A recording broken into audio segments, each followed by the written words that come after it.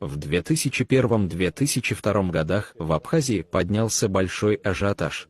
Анри Михайлович Джергения, который в 1992-1993 годах был прокурором Абхазии, заявил, что за несколько дней до 14 августа 1992 года по просьбе Владислава Григорьевича Ардзинба он позвонил Эдуарду Амвросиевичу Шеварднадзе для того, чтобы отложить ввод войск на несколько дней.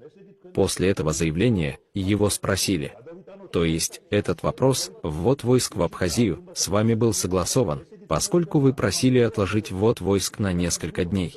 Получается, что вы скрыли от нас, от абхазов, что это было согласовано. То есть, вы знали о вводе войск.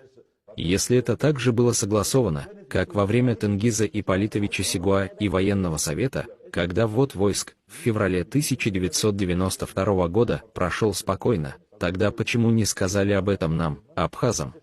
Зачем нужна была эта пальба и война? Эти вопросы задавали Анри Михайловичу Джергения. Это было напечатано в прессе, и в Абхазии поднялся большой ажиотаж. Да, этот вопрос был согласован с Владиславом Григорьевичем Ардзинба. Мы знали об этом. Единственная серьезная ошибка, которую допустили не только власти, но и знаменитости общества, заключалась в том, что такое согласование не должно было быть только по телефону, а должно было быть объявлено по телевидению, в газетах и так далее.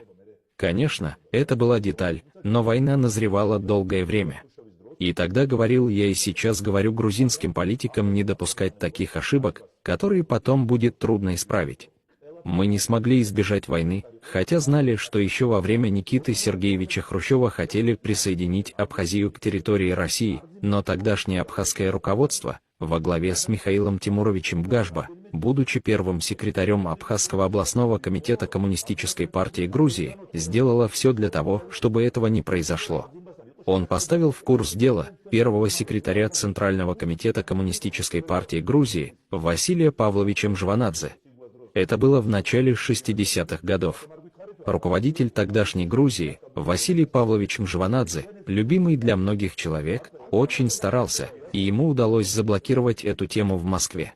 В Москве и до этого была попытка. Одна часть Политбюро, Хрущев, Суслов и другие, пытались присоединить Абхазию к России, к Краснодарскому краю. А другая часть Политбюро, Брежнев и Косыгин, у которого был зять грузин, и другие люди тоже, блокировали этот вопрос. Они были на нашей стороне в том смысле, что хотели сохранить Абхазию в составе Грузии, как это было исторически.